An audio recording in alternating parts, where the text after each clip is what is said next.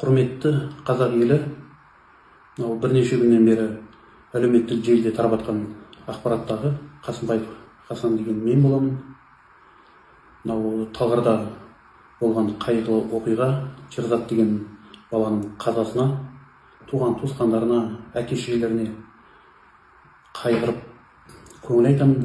Әрине қиын, жас өлім ешқайсымыздың басымызға бермесін.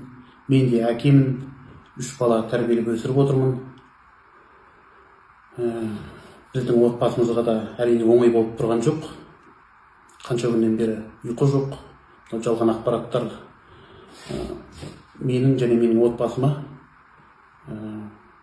бәрінің мазасы кетті. Қанша күннен бері ұйықтамадық. Банда деп жатыр, ОПГ деп жатыр. Ондай неге менің қатысым жоқ.